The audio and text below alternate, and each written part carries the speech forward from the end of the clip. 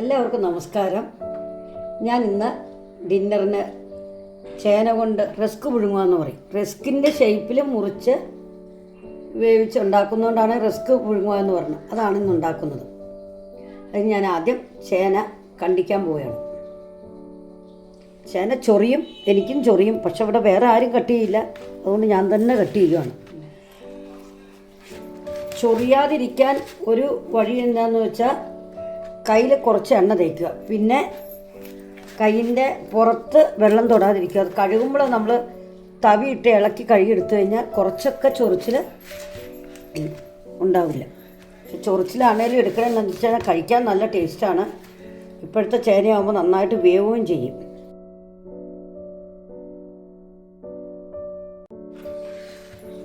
ഇത് ഞാൻ ഇത്രയും ഉപയോഗിക്കുന്നില്ല. എൻ്റെ മോനൊന്നും ഈ ചേനയൊന്നും വലിയ താല്പര്യമില്ല. അവനെല്ലാം പ്രോട്ടീൻ ഫുഡാണ് ഇഷ്ടം. ഇത് ഞങ്ങൾക്ക് 3 പേർക്കുമാണിത്.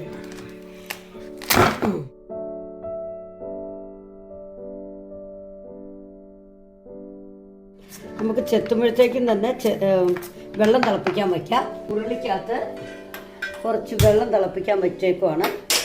അതിനകത്ത് കുറച്ച് ഉപ്പും കൂടെ, ഉപ്പുനീര് ഞാൻ കലക്കി വെച്ചിട്ടുണ്ടായിരുന്നു, കുറച്ച് ഉപ്പുനീര് ഒഴിക്കും. അതവിടെ കിടന്ന് തിളക്കട്ടെ. അപ്പോഴേക്കും നമുക്ക് ഇതിൻ്റെ തൊണ്ടി എത്തി അരിയാം.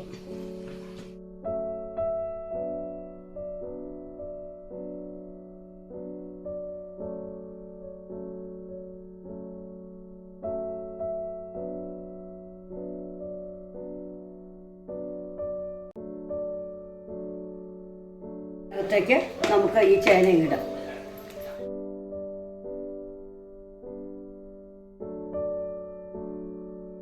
ചേന വേവുമ്പോഴേക്കും നമുക്ക് വെള്ളക്കാന്താരി പറിച്ചെടുക്കാം, മുളക് പറിച്ചെടുക്കാം. ചേനയെല്ലാം നന്നായിട്ട് വെന്തിട്ടുണ്ട്. ഇനി നമുക്കിതിൻ്റെ വെള്ളം ഊറ്റിയെടുക്കാം. ഞാൻ ഗ്യാസ് ഓഫ് ചെയ്യാൻ പോവാണ്. ഇതിന് കോമ്പിനേഷനായി ഞാൻ കാന്താരി മുളകും ചെറിയ ഉള്ളി ഉപ്പും ഇട്ടിട്ട് ചമ്മന്തി അരയ്ക്കുന്നുണ്ട്. ഇതിൻ്റെ ബെസ്റ്റ് കോമ്പിനേഷനാണ് ഇതിന്. കുറച്ച് ഉപ്പും കൂടെ ഇട്ടൊന്ന് ജസ്റ്റ് ഒന്ന് ക്രഷ് ചെയ്താൽ മതി, നന്നായിട്ട് അരയണ്ട.